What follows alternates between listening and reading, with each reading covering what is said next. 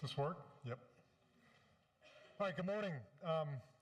Those videos are always great, and they're fun to laugh at, but I got to admit, I'm kind of glad my kids are older and not part of that as well, so that makes it a little bit easier for me. Today we are having a Father's Day panel. We get to have, like we did with Mother's Day with Joel, and we get to have four fathers right in the mix of raising young children up here to share their knowledge and impart what they're, raising children in today's world. And so I got to admit, normally when I speak in front of an audience this big, I know more about the topic than what the audience does.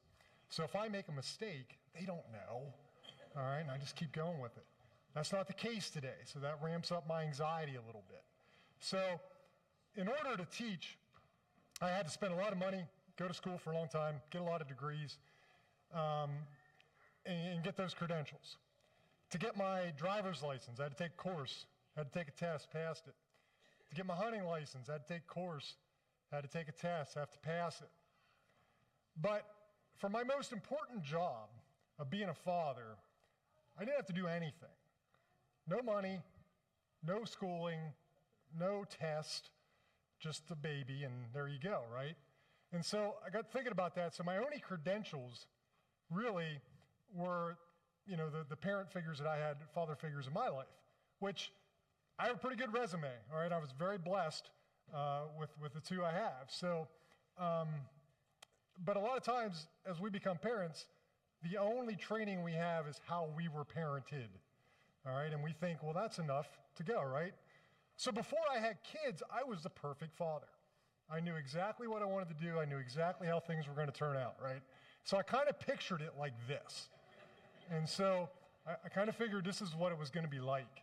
But then when you get started and you have kids and you're just flying by the seat of your pants sometimes, just trying to hold people up to get a picture for like a few seconds. And sometimes you're building the airplane as it's flying. So I don't know if any young couples can relate to what that may be like. So the question is, when you have a job this big and the mission is raising kids to follow Jesus, where do we get trained? And so I thought I'd have a little fun with this and come up with, in my favorite artificial intelligence, ChatGPT, to come up with a job description for a father in the form of a LinkedIn job advertisement. All right, so this is what I come up with. So, full-time dad, everywhere. There's some tools, might be useful, all right, including the tongs. You have to click a couple times to get them to work. Location is everywhere, right? You need to be CPR certified in cookies, prayers, and responsibility. You got to be fluent in dad jokes and ask your mom and, money doesn't grow on trees type statements. And your median salary is basically priceless. All right, so I also had ChatGPT come up with what would an action doll look like for a dad? And so ChatGPT gave me this. So hopefully these will be in stores by Christmas time. All right, so some of you may be saying, what in the world is this ChatGPT? Well, in my line of work, artificial intelligence I use it every day. It's transformed the way we do a lot of different things, and it's just incredible what it can do. And so, for those of you who don't know what that is, I had ChatGPT define ChatGPT, and this is what it come up with, all right? So you can kind of read through that, but it's not a person. It's trained on a huge range of conversations. And it's the ultimate, so a lot of people think artificial intelligence has a ton of knowledge, but the artificial intelligence doesn't have any knowledge. The artificial intelligence is the ultimate in relying on other resources, because the artificial intelligence has trillions of resources that its algorithm pulls in. So it doesn't retain anything. It just, whatever the algorithm says, it reaches out to its sources. And so that got me thinking, what are our sources when it comes to parenting or being a dad? All right, where do we reach out to? And there are lots of resources. In today's panel, going back to what Sammy said last week about the idea of one another. Well, that's where this comes into play. We have one another, and we often don't think that, or we're afraid to reach out to one another. And luckily today we have some people sharing. So I would say we have a dad GPT. You know, where can we go for our source of knowledge when it comes to parenting?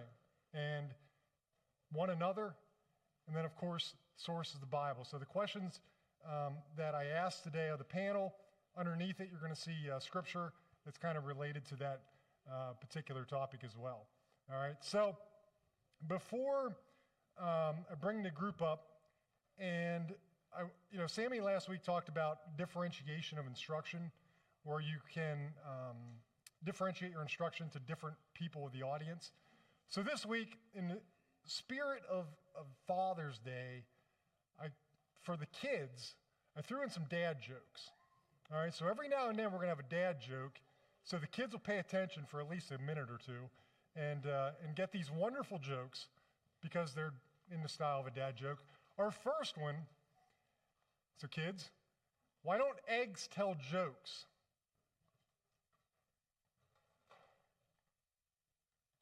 They'd crack each other up. All right, so I'd like to have our panel come on up. We have Garrett, John, Micah, and Trent.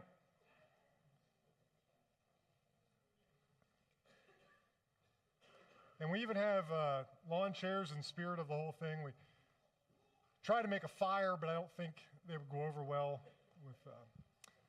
All right. Oh, you sitting there? Yep. All right. Whose chair did I not take? Oh, okay, excellent.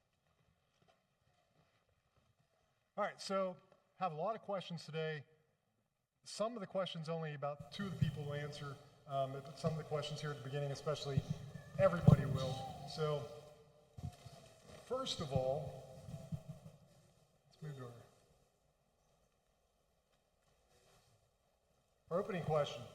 And when you give your answer to this one, also, I think everybody knows everybody, but say your name and the names and ages of your children right now as well before your final answer. All right, so I'm going to start with, the first question is, what's a dad's superpower you didn't know you had until you had kids? And we're going to start with Micah.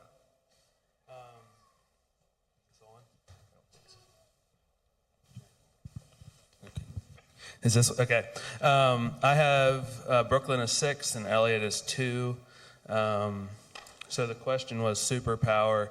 I'm very good at making a not necessary or relevant task be relevant for the kids, meaning like washing a floor that's already been washed just because they want to be with me.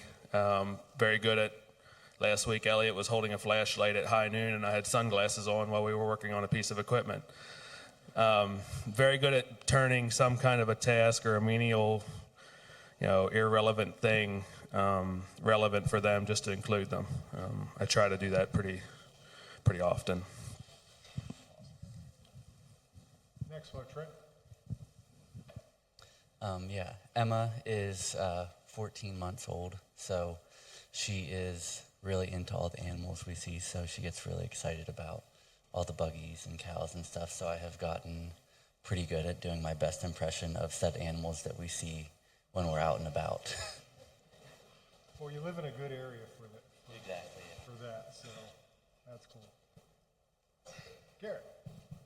So we've Mackenzie is 7, Mason is 5, and Caden is 3. And my dad's superpower is something that my dad always did, and it annoyed me. I would work on something and finally ask him to come help, and it would happen the first time. And it's now starting to be something I can do.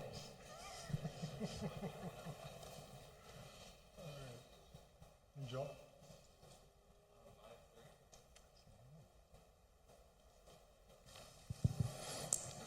I have 3 kids, McKinley, Kennedy, and Lincoln. I guess my dad's superpower I put down changing diapers and cleaning up throw up. I used to think there's no way I'd ever do those things, but I think you find out once you have kids, your unconditional love just kind of trumps that and you can deal with it. So, yep. especially like, did you ever throw up in a public place? I don't recall that, Yeah, but well, that's good because we have a couple of those stories. yeah, All right. yeah. All right, next question, and this is for everybody as well. And so, do you have a classic dad move, like a signature joke, a dance, or a favorite saying that maybe your children would definitely identify? You can start in any order. Micah, you want to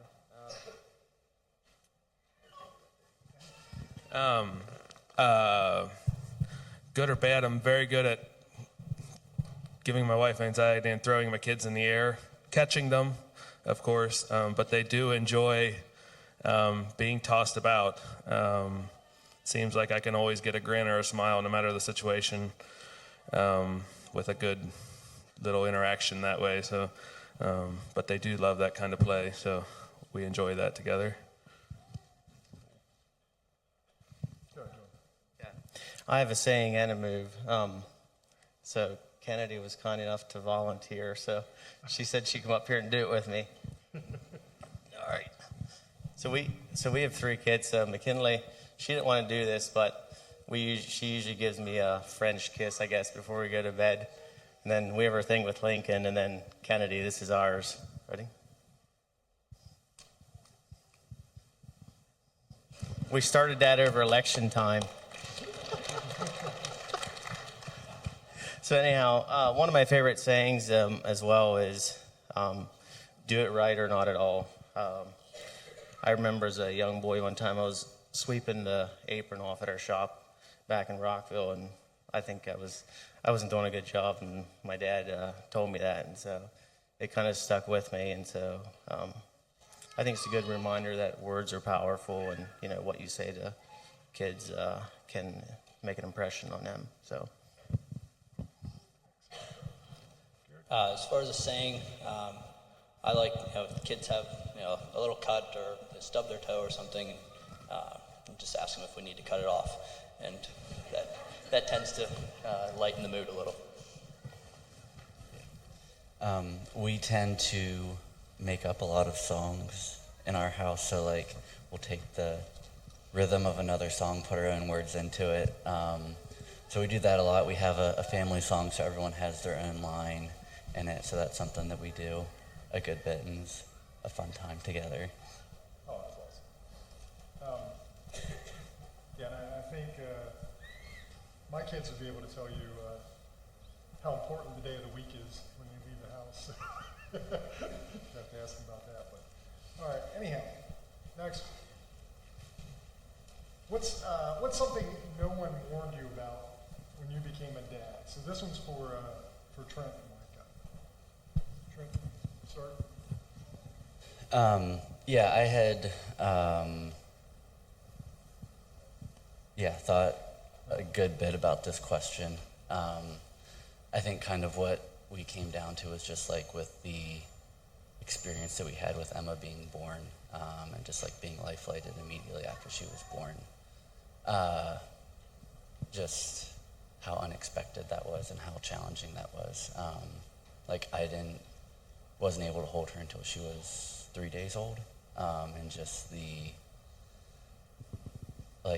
I remember just how much my body just like relaxed when I was able to finally hold her. Just and so just how different that experience was than what we expected it. You expect to go to the hospital. The baby's born. You get to hold them right away, and the next day or so you're home. And so just the worry and difference in that experience, but then also like through that experience we were able to see the power of prayer and the support that we had from our community, and just the healing power, and how quickly Emma improved. She was in the hospital for 4 or 5 days, and then we had like a follow-up appointment, and the doctor was like, if I didn't know that she was in the NICU, I would have never known. Like she's doing wonderful. So it was just it wasn't what we expected, but we're able to see, it's a testimony to, God's healing power and the power of prayer. Yeah, absolutely. Yeah, you wait all those months in anticipation, and then you get there, and it doesn't go as you initially planned, right? Mike? I think for me, as I thought about this, I don't know, parenting for me, it's some of the highest highs and the lowest of lows, kind of, sometimes simultaneously. I mean, you could be so proud and so excited for your kid when they achieve something, and then seemingly no time later, you have to be a disciplinarian, and you're kind of disappointed. And I guess I wasn't necessarily prepared for that ride, and what that's like. And it's still a challenge sometimes to not be just too emotional in certain things and being a little more even keel. But yeah, the high and low thing for me is sometimes, was unexpected, I guess, in becoming a dad. All right, Garrett, how has becoming a dad changed or deepened your relationship with God? For me, it's helped me appreciate grace a little more, and the grace of God. When the kids don't seem to get the idea, or continue to do the same thing over and over, or have to figure something out themselves, I know there's times where God thinks the same thing about me, and I've been able to appreciate that of God's grace now. Yeah, it's kind of like, it's really hard to watch your kids fail at something, or knowing that they're about to fail. And I guess God kind of gives us that same, we have that free will, right? And so how do you do it and not just constantly be like, don't do that, and let them learn. So, yeah, definitely. John? For me, I would say it's deepened my relationship with God, because I've learned to put my trust into God. You don't realize how much you love your kids until you have kids, and then you get caught in this cycle of always worrying about them and their future. So it kind of forces you to, trust God to take care of your kids. The truth is, I'm just their earthly father, and, God is their father. So, and peace is important to me. So if I did not put my trust in God, then I'd be worrying about him all the time. And so, yeah. Yeah. All right, John, let's stay with you here. Well, first of all, got a dad joke. So kids, pay attention. All right, how does Moses make his coffee? He brews it. Get it? He brews? All right. All right, John, question number 5. How do you try to show your kids what God the Father is like? For me, I just try to show them through love. I try to be intentional, when I'm talking to my kids, body language, tone, and just, treat them in a way that they feel respected, and, they're not afraid to come talk to you about anything, and, you're their safe place. So for me, I would say through love. Through love. Micah? I would echo John on that. Also, I would add for myself consistency. I try to be pretty consistent. I feel like God is the same yesterday, today, and tomorrow, and I try to be that for my kids. I'm not great at it, but I try. I also try to, just try to talk to my kids and make Bible stories relevant. Off the top of my head, even things just explaining maybe how God worked off the top of my head, like Brooklyn. I related, she had a scary dream one night. She couldn't go back to sleep. And I just kind of related, like, God took care of David when he fought Goliath. He gave him the tools and the instruments to take care of himself and to win that battle. And if God can do that for David, he can be with you in this too, to get back to sleep and relax and be able to sleep. So I try to just talk about God in the biblical stories and relate them to like a daily issue or task that the kids are going through. Yeah, and the consistency is tough. Like when you have multiple kids, and you don't necessarily treat them all exactly the same. You treat them what each one needs. and very similar to what God would do with all of us. So, all right, Trent, what's one small habit or routine that helps you bring faith into your parenting? Yeah, I don't think it's, I guess, anything earth-shattering. Just trying to, I guess, just consistently, like, make, like, attending church, like, a priority, like, showing that, there's value in being part of the community. Like, it obviously doesn't equate to, salvation or anything like that, but just, like, showing that there's value in being part of the community, when there's weeks when it's, it'd be easier to stay home because you're tired or whatever, or, there's Sundays where it's like, we probably didn't get a ton out of it because we were, wrestling her in the pews or whatever, but just trying to show, or instill in her, I guess, that there's value in regularly attending and being in the body and building that community of faith around you. Yeah. Garrett? For us, it's our bedtime routine. Sometimes it's just a prayer, but as the kids have gotten older, I've enjoyed seeing what them want to pray and what they want to pray for, who they want to pray for. And more recently, we've started reading a chapter of the Bible, working our way through Matthew right now, and Kenzie's able to read it now. And so that's kind of neat to see them want to do it and want that routine. And they're probably better at the routine than I am. So. All right. So let's stick with Garrett. What's something your dad or another father figure did that you hope to pass on? Dad was always really good at pointing out God in creation. With being on the farm, we see things like a calf being born or seed coming out of the ground. And I hope to pass that on too. Dad would kind of poke fun at the idea of evolution, and when something would happen, like a calf be born, he'd just say, that just happened. Yeah, that just happened. And that's always stuck with me, and I try to point those kind of things out to the kids now too. And hope that they take that away as well. Awesome. Trent? Yeah, I guess the best way I could think to put it is just being freely giving of time or sacrificing time. Growing up, my dad, he coached my Little League teams. Whenever, I was in high school and college, it was rare that he would miss, like, one of my meets or something. Like, it was odd for him not to be there. Like, whenever I was, like, in college in Ohio, it was 6 hours away, he would drive 6 hours, watch me run for 10 or 15 minutes, and turn around and drive home. So just that level of being willing to give his time, and that's, continued on to today.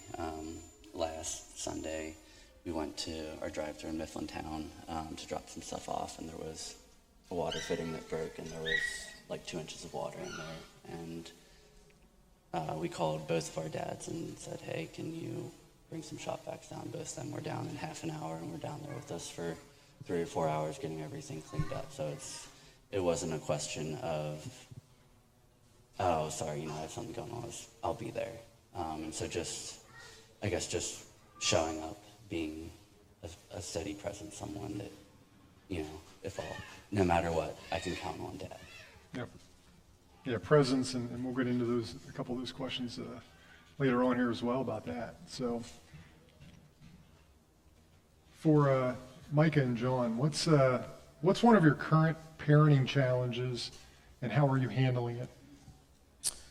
For me, one of the challenges I currently face is how, I would say, different all the kids are and learning how to relate with them. I used to think that I could treat them all the same and, they would take it all the same, but that's simply not the case. So, whether you're disciplining your kids or just trying to teach them something, I think you have to figure out how to connect with them, and how do you connect with them, because they all receive things differently. So just trying to get to learn to know all the kids on a personal basis, I think is very important. Because at the end of the day, like, I think we all want our kids to come home, you know, when they grow up and move away. Like, you want them to come home, so I think it's important to get that connection with them.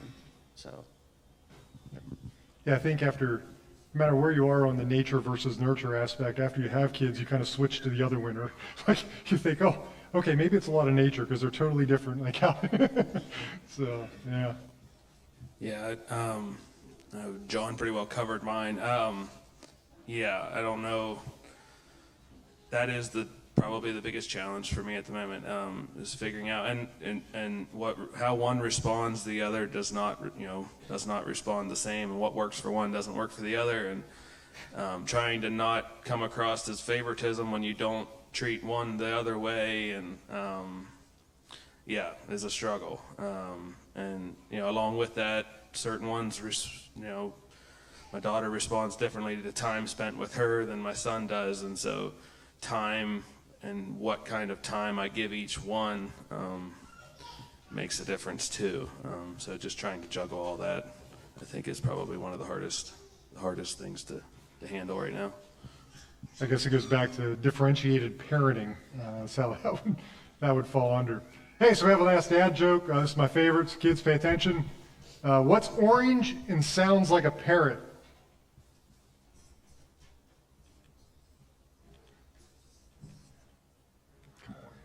A carrot.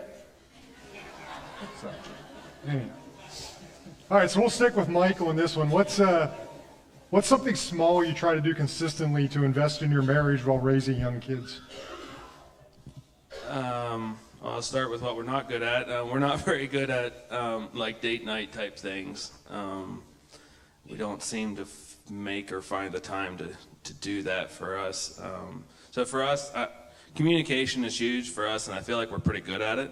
I really value her ear. She listens really well, even to things she may not understand. As far as like my daily operation and things, she seems to care and at least have an interest, and vice versa. I try pretty hard to listen to her too, and so I think communication for us has been huge.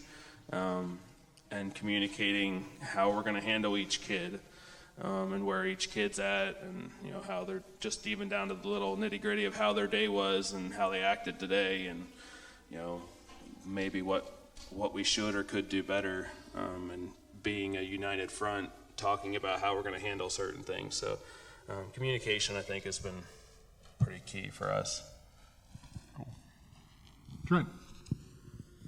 Yeah, so the heading, I guess, you put for these couple questions is balance.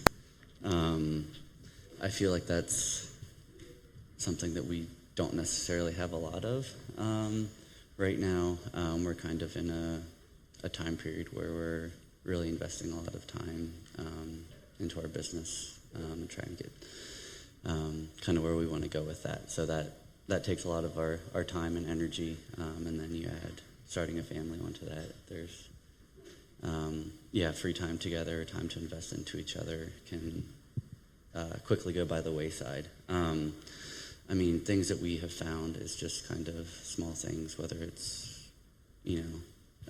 driving to Mifflintown together if we need to run down there, or putting orders together at the shop, or just like taking a small walk in the evening, like those, 10, 15, 20-minute times, just where, whether it's time in the truck or, walk, it's kind of forces us to kind of be present there and put other distractions aside. Yeah, it's tough because parenting, like a job, it could fill up the room, right? Like you could spend as much time as you wanted into that thing, and so you have to prioritize and try to work in everything at once, and be very difficult. So, all right, let's go, Garrett. How do you try to be present for your kids even when work or other responsibilities are heavy? So this is kind of tying off what we've been talking about. I'm fortunate to live where I work with being on the farm. And so a lot of times the kids can come along and do things. There are days that I maybe wish they didn't. But for the most part, that is a blessing. It is fun. We have a work schedule that allows us to have an evening. Most times I'm in for supper, and once I'm in for supper, I'm done for the day, and gives us an evening together. Dad's pretty good about letting me get away for things like sporting events or those kind of things that I'm able to be at, and I appreciate that and want to be there. So I think that would be, it could be bad also working from, like I work from home a lot of times too, and it's really hard not to just continue to work in the step away because you're there. So it makes it very difficult. John, same question. Well, fortunately for me, I don't have any heavy work responsibilities. I hired a gentleman named Trenton Peachy, so he's taking care of all my stress. No, I'm So just delegation. kidding. Yeah. No, I'm just kidding. Now I got to counsel him. But anyhow, I try to live by this saying, be in your feet. So, when I leave the office, like, don't leave your mind there. Like, that's something I struggle with is, you go home and you're still thinking about work. So there's days, really rough days. I might take a while longer to get home just to try to, be my best self when I go home. So, I just think it's important you leave everything at work, and when you get home, you make the kids and Allie a priority, and you give them your best. So, yeah, it's an endless game, really. It's a mind game. So, Yeah, there are times I definitely like the commute, like coming from State College, just to, Correct. 40 minutes just to unwind before Yep. getting home. Yep. So. All right, John, stay with you here for the next one. Why do you think it matters when men step up as role models, even if they don't have kids of their own?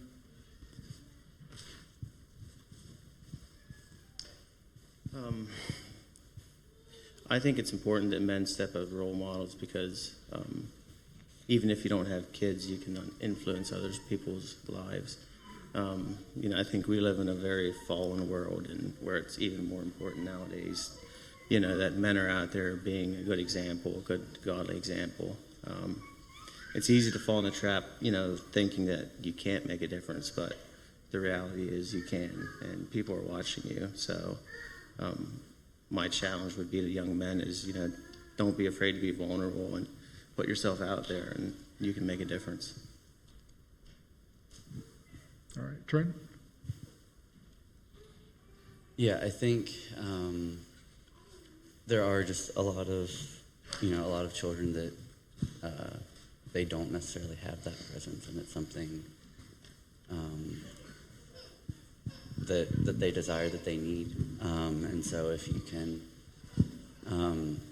I think they turn out better for it with a positive male role model, even if it's not their father. I think as someone, especially kind of like before you have kids, if you're able to do step up and kind of be a mentor, that you also benefit from that. It might not be you don't necessarily expect to get something out of it, but you're also benefiting from that kind of mentorship role. Yeah, definitely. I mean, it's leaning on one another, right? So, like I know my kids and had different male role models in terms of Sunday school teachers or youth group leaders and things like that, that they definitely, other people have other strengths that you don't necessarily have and can help out. So, Garrett, why do you think being a present, loving dad matters so much today? I struggled to put words to this one. I know it does. There's lots of research out there that it does. But I think some of it is some of the things like what Trent said about his dad, driving 6 hours one way to watch him run for 10 minutes. It means something different for each parent to be there. And so if you're always with mom, if mom's at home or something, you get used to that. But then when dad's there, it stands out. And I think it matters that both are there. But for some reason, dad seems to be really important. Micah? Yeah. I mean, the statistics, would say that it is obviously important. And going through some of the foster care training that my wife and I have been going through, the statistics are staggering. But something that I've been wrestling with and thinking about is taking God the Father and all the roles and his qualities that he has, obviously, unconditional love and patience. But then you also have the other side of that where he's the judge. And how do you exemplify that to your kids, being having unconditional love, but still being that, I don't know if judge is the right word, but that disciplinary. And it's not, so often I read the word and I get convicted and I almost get knocked back a peg. But God's not doing that to make me lesser. He's doing it to make me more and to make me the best version of me I can be. So how do I do that to my kids? And how do you do that to your kids without, because I don't want to roll with an iron fist. So how do you do it out of love? And I think it lends more towards maybe this is sexist, but I think it lends more towards the father generally to be that disciplinary or that judge, to bring that out in a kid and expect maybe more from a kid. So how do I, if that's lacking in a home, how does a kid become the best version of them if somebody isn't there to bring it out of them? I wrestle with that. How do you show unconditional love and still be a judge and expect the best out of your kids? And not because I want them to be good so that I look good, but simply because I love them so much, I want them to be the best version of them they can be. And I think if that's missing, a kid doesn't have anything to strive for. They don't have somebody kind of in their corner pushing them along. So I think I think if that's missing, they don't have a direction to head or somebody pushing them forward and encouragement that way. Yeah, excellent. All right, so for our last question, this will be for everybody. What do you hope your kids learn about God by watching you live in love as their dad? So we'll just go right across. Trent, just go ahead and start with this one. I think I am just hoping that Emma can see just the grace and forgiveness that God has, just the patience that he has with us as, I guess I kind of had, growing up, you kind of think that your dad has it all together, you know what I mean? He had no problems or whatever. Now that I'm here, that's certainly not the case. And so just as, I can experience, God's grace and forgiveness in my life, that I'm able to pass that on to Emma as she grows up and just be patient with her, forgive her, and just love her unconditionally. I hope to be an example of what a godly marriage, a godly father can look like, while also they'll hopefully realize that God is perfect and I'm definitely not. And just hope that they end up as adults that love God and want to follow God and want to be a part of a church. And so hopefully I can be that example. Yeah, I would second Garrett on just being that example for all those things. Going back to my previous answer, I want my kids to know that God is in their corner. Like he wants you to be the best you can be, and that's why we have the outline of the scriptures to get us there. I want my kids to know that just because we live a certain way to become a better version of us, and we avoid certain things so that we become a better version of us. And and have a better relationship with Christ. So I'd like to think that I can exemplify that. There are things we do and don't do, so that we can walk out our lives better with Christ and have a better relationship with Him. So I would reference unconditional love. My goal would be that my kids would see through me that God always loves them, and He's always a safe place to run to no matter what. The reality of it is no one's perfect, and we never will be. So, just to feel that they can always go to God for that. But another thing I would say, too, is that I think it's important that we don't just go to God, during the hard times. We also go to Him in the good times and celebrate that with God as well. So it's easy for us to just, when we feel we need Him to go to God, but when you go to Him in the good times as well. All right, well, as you can see, for our Dad GPT, we have a lot of resources, right? The Bible, obviously, God, and also one another. And I want to thank all four of you to come up here and answer and be vulnerable in some of the more difficult questions. So to close, I found a prayer for Christian fathers that I will read. So if you'll join me in prayer. Heavenly Father, you entrusted your Son, Jesus, the child of Mary, to the care of Joseph, an earthly father. Bless all fathers as they care for their families. Give them strength and wisdom, tenderness and patience. Support them in the work they have to do, protecting those who look to them as we look to you for love and salvation. Through Jesus Christ, our rock and defender. Amen. Thank you. Thank you, guys.